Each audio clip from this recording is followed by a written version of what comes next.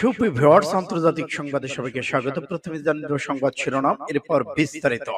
একদিনে দুই দিক থেকে হামলা শিকার হলো ইসরায়েল। আরো জানিয়ে দিব, ফিলিস্তিনের প্রতি রাশিয়ার পূর্ণ সমর্থন নিশ্চিত করলেন প্রেসিডেন্ট পুতিন। এবার পশ্চিমাদের আহ্বানে প্রত্যাখ্যান করল ইরান। আন্তর্জাতিক অপরাধ ট্রাইব্যুনালে শেখ হাসিনা সহ 10 জনের বিরুদ্ধে অভিযোগ। আবারও গাজা ইসরায়েল ইস্যুতে দ্বিমুখী অবস্থান যুক্তরাষ্ট্রের। এবার বাংলাদেশের শান্তি ফেরানোর প্রচেষ্টাকে স্বাগত জানালো জাতিসংঘের মহাসচিব। যুদ্ধবিরতি হলে ইসরায়েলে হামলা করবে না জানালো ইরান। এবং সর্বশেষে জানিয়ে দেব, দেশব্যাপী ইসরায়েল ঘাঁটিতে ইরানের হামলা শুরু। এতক্ষণ শুনছিলেন সংবাদ শিরোনাম, এখন বিস্তারিত। তবে অনুরোধ থাকবে, এই ভিডিওটিতে একটি লাইক, কমেন্ট করে শেয়ার করে ছড়িয়ে দিন আপনি কোথা থেকে বা কোন জায়গা থেকে আমাদের সাথে যুক্ত রয়েছেন। এবং ইসরায়েল ফিলিস্তিন লেবানন যুদ্ধের সর্বশেষ গুরুত্বপূর্ণ আপডেট সংবাদ হাতে পেতে চ্যানেলটি সাবস্ক্রাইব করে আমাদের সঙ্গেই থাকুন। ধন্যবাদ। একদিনে দুদিক থেকে হামলার শিকার হলো ইসরায়েল। একদিনে দুদিক থেকে হামলার শিকার হলো ইসরায়েল। গতকাল মঙ্গলবার 13 আগস্ট গাজা লেবানন থেকে ইসরায়েলকে লক্ষ্য করে ছোড়া হয়েছে একের পর এক রকেট। জানা গেছে, তেল আবিবকে লক্ষ্য করে দুটি দূরপাল্লার রকেট ছুড়েছে হামাস। নেতানিয়াহু প্রশাসনের দাবি, রাজধানী সংলগ্ন সাগরে পড়েছে একটি রকেট, অপরটি আঘাত এনেছে ইসরায়েলের ভূখণ্ডে। তার আগে হয়েছে ভূপাতিত। অন্যদিকে হামলা তীব্রতা বাড়িয়েছে হিজবুল্লাহ। ইসরায়েলের উত্তর অঞ্চলে 3 দফা রকেট ছুড়েছে লেবানন সশস্ত্র গোষ্ঠী হিজবুল্লাহ। আইডিএফ এর দাবি, লেবানন থেকে 15টি রকেট পার করেছে ইসরায়েলের সীমান্ত। উন্মুক্ত স্থানে পড়েছে সেগুলো। ক্ষয়ক্ষতির কোনো খবর এখনো নিশ্চিত করা যায়নি। সূত্র পাস টুডে। ফিলিস্তিনের প্রতি রাশিয়ার পূর্ণ সমর্থন নিশ্চিত করলেন প্রেসিডেন্ট পুতিন। রাশিয়ার প্রেসিডেন্ট ভ্লাদিমির পুতিন বলেছেন, মধ্যপ্রাচ্যে চলমান সংঘাত সহ সমস্ত যুদ্ধের শান্তিপূর্ণ মীমাংসা চায় মস্কো। গতকাল ফিলিস্তিনি স্বশাসন কর্তৃপক্ষের প্রেসিডেন্ট মাহমুদ আব্বাসের সাথে এক বৈঠকে এই কথা বলেন রুশ প্রেসিডেন্ট। 3 দিনের সরকারি সফরে মাহমুদ আব্বাস গতকাল রাশিয়া গেছেন। আর বিশ্বের সাথে রাশিয়ার দীর্ঘ গভীর সম্পর্কে প্রশংসা করে প্রেসিডেন্ট পুতিন বলেছেন, ফিলিস্তিন বর্তমান যা চলছে তাতে ভয়াবহ মানবিক বিপর্যয় ঘটার আশঙ্কা করছে রাশিয়া। রুশ নেতার মতে, গাজা সংঘাতের মূল কারণ হলো একটি স্বাধীন ফিলিস্তিন রাষ্ট্র গঠন সংক্রান্ত আন্তর্জাতিক প্রস্তাব উপেক্ষা করা। রুশ প্রেসিডেন্ট বলেছেন, বেসামরিক জনসংখ্যার মধ্যে ব্যাপক ক্ষয়ক্ষতির কারণে গাজার বর্তমান পরিস্থিতি খুবই উদ্বেগজনক। তিনি বলেন, ইসরায়েল আগ্রাসনে বেশিরভাগই নারী ও শিশু মারা গেছেন। এই মৃত্যুর সংখ্যা দাঁড়িয়েছে 40,000। জাতিসংঘ বলেছে, মৃতের সংখ্যা এর মধ্যে 40,000-এ পৌঁছিয়েছে। মাহমুদ আব্বাস রাশিয়া সরকার জনগণকে ধন্যবাদ জানিয়ে বলেছেন, আমরা অনুভব করি যে রাশিয়া ফিলিস্তিন জনগণের অন্যতম প্রিয় বন্ধু। সূত্র পাস টুডে এসআইবি। পশ্চিমাদের আহ্বান প্রত্যাখ্যান করল ইরান। ইসরায়েলে হামলা না চালাতে পশ্চিমাদের আহ্বান প্রত্যাখ্যান করল ইরান। দাবি, গাজায় বর্বরতা বন্ধে একমাত্র উপায়ে প্রতিরোধ নেওয়া। ইরানের প্রেসিডেন্ট মাহমুদ পেজেশকিয়ান বলেছেন, তার শপথ গ্রহণের দিনই তেহরানে অতিথি হয়ে আসা হামাস নেতা ইসমাইল হানিয়াকে ক্ষেপণাস্ত্র হামলায় হত্যার জবাব দেওয়ার অধিকার তার। এদিকে ইহুদিবাদী রাষ্ট্রের ইরানি হামলা ঠেকাতে সোমবার যৌথ বিবৃতি প্রকাশ করেছে যুক্তরাজ্য, ফ্রান্স ও জার্মানি। মধ্যপ্রাচ্য বড় আকারের যুদ্ধ ঠেকাতে তেহরানকে শান্ত থাকার আহ্বান জানানো হয়। এই সময় দেশটির প্রেসিডেন্ট মাহমুদ পেজেশকিয়ানকে ফোন কলে করেন ব্রিটিশ প্রধানমন্ত্রী। তিনি বলেছেন, শান্ত সতর্কভাবে সিদ্ধান্ত নেয় এই সময়, কারণ ভুল হিসাব নিকাশ ডেকে আনবে ঝুঁকি। জবাবে ইরানি রাষ্ট্রপ্রধান বলেন, ইসরায়েলি আগ্রাসনের বিরুদ্ধে প্রতিরোধ গড়ে তোলা তার দেশের ন্যায়সঙ্গত অধিকার। সম্প্রতি হামাস প্রধান আর হিজবুল্লাহ কমান্ডারকে হত্যার পর উত্তেজনা বাড়ে মধ্যপ্রাচ্যে। সূত্র আরব নিউজের। আন্তর্জাতিক অপরাধ ট্রাইব্যুনালে শেখ হাসিনা সহ 10 জনের বিরুদ্ধে অভিযোগ। ছাত্র জনতার আন্দোলনে গত 15 জুলাই থেকে 5 আগস্ট পর্যন্ত সংঘটিত হত্যা, গণহত্যা, নির্যাতন সহ মানবতা বিরোধী অপরাধের অভিযোগে সাবেক প্রধানমন্ত্রী শেখ হাসিনা সহ 10 জনের বিরুদ্ধে তদন্তের জন্য আন্তর্জাতিক অপরাধ ট্রাইব্যুনাল অভিযোগ দায়ের করা হয়েছে। ঢাকার ধানমন্ডিতে ট্রাইব্যুনালের তদন্ত সংস্থার প্রধান কার্যালয় তদন্ত সংস্থার প্রধান কোঅর্ডিনেটর বরাবর বুধবার 14 August advocate Gazi M H Tamim এই আবেদন দায়ের করেছেন।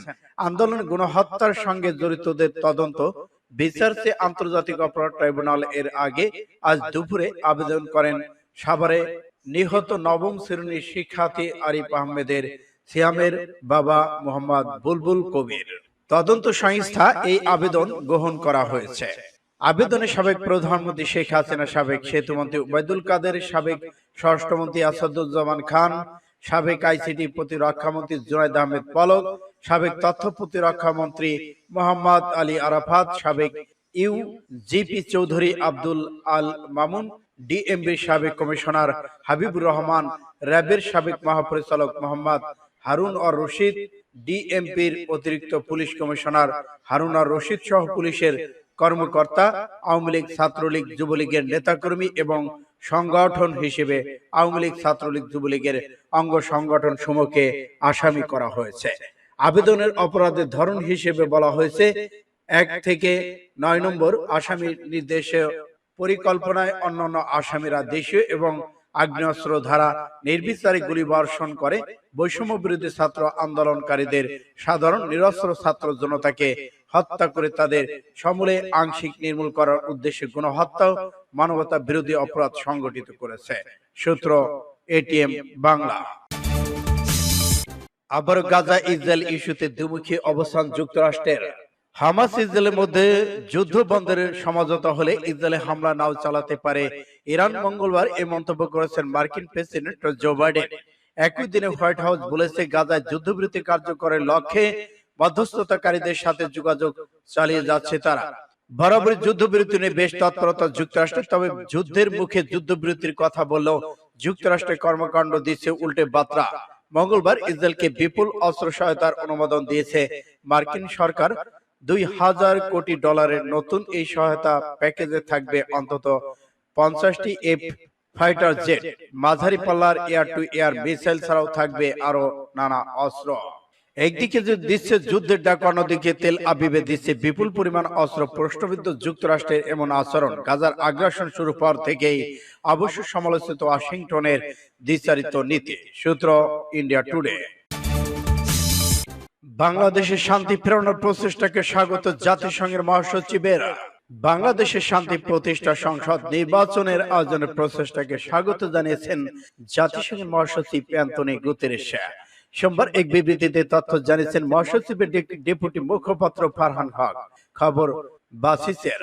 ফারহান হক বলেছেন, অন্তর্বর্তী সরকারের সমর্থনে বাংলাদেশ শান্তি ফেরানো এবং সংসদ নির্বাচনে আয়োজন প্রচেষ্টাকে স্বাগত জানিয়েছেন জাতিসংঘের মহাসচিব।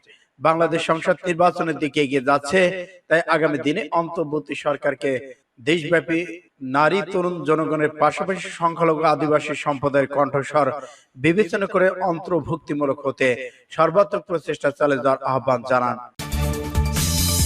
যুদ্ধবিরতি হলে ইসরায়েলে হামলা করবে না ইরান। ফিলিস্তিনি সশস্ত্র গোষ্ঠী হামাসের সঙ্গে যুদ্ধবিরতি চুক্তি হলে এই মুহূর্তে ইসরায়েলে সরাসরি হামলা চালাবে না ইরান। 3 জন ইরানি কর্মকর্তা রয়টার্সকে তথ্য জানিয়েছেন। গত 31 জুলাই ইরানে হামলা শিকার হন হামাসের সাবেক প্রধান নেতা ইসমাইল হানিয়া। এই হত্যার প্রতিশোধ হিসেবে ইরান ইসরায়েলে হামলার হুমকি দিয়েছেন, তবে এটা এখনো হামলা চালায়নি। ইরান জানিয়েছে ইসরায়েলে গাজা যুদ্ধবিরতি রাজি হলে তারা আপাতত হামলা করবে না। ইরানের নিরাপত্তা বাহিনীর সূত্র অনুযায়ী যদি গাজায় যুদ্ধবিরতি আলোচনা ব্যর্থ হয় এবং ইসরায়েল আলোচনা নিয়ে টালবাহানা করে, তাহলে ইরান ও হিজবুল্লাহ একই সঙ্গে ইসরায়েলে হামলা চালাতে পারে। তবে ইরান ইসরায়েলকে হামলার জন্য কতদিন সময় দেবে তা স্পষ্ট নয়। এবার দেশব্যাপী ইসরায়েলের ঘাঁটিতে হামলা শুরু ইরানের। এবার ইসরায়েলকে লক্ষ্য করে ইরানের হামলা শুরু। যে কোনো মুহূর্তে ইরানের হামলা ইসরায়েলের সহায়তায় যাচ্ছে মার্কিন রণতরী। ইসরায়েলকে লক্ষ্য করে কয়েক ডজন ড্রোন ছুড়েছে তেহরান। সেগুলো ইসরায়েলে আসতে কয়েক ঘন্টা সময় লাগতে পারে। সামরিক তথ্য বিষয়ক মার্কিন ওয়েবসাইট এক্সিউজ রোববার এই তথ্য জানিয়েছে। ইরান থেকে ইসরায়েলকে লক্ষ্য করে কয়েকটা ডজন ড্রোন ছোড়ার বিষয়টি নিশ্চিত করেছেন ইসরায়েলি প্রতিরক্ষা বাহিনী আইডিএফ মুখপাত্র ড্যানিয়েল হাঙ্গারি। তিনি এক সংবাদ বিজ্ঞপ্তিতে বলেছেন, ইসরায়েলকে লক্ষ্য করে ড্রোন ছুড়েছে ইরান, এগুলো ইসরায়েলের দিকে ছুটে আসছে। এদিকে বিমানবাহী ড্রোনগুলোর উপর নজর রাখছে, যেগুলো আসতে কয়েক ঘন্টা সময় লাগতে পারে। এদিকে ইরান থেকে ড্রোনগুলো ইসরায়েলের দিকে আসলো, এখন পর্যন্ত সেখানে সতর্কমূলক সাইরেন বেজে ওঠেনি। যদি ড্রোনগুলো ইসরায়েলের ভেতর থেকে প্রবেশ করতে সক্ষম হয় তখন সতর্কতামূলক সাইরেন বাজানো হবে। সূত্র ফাস্ট টুডে।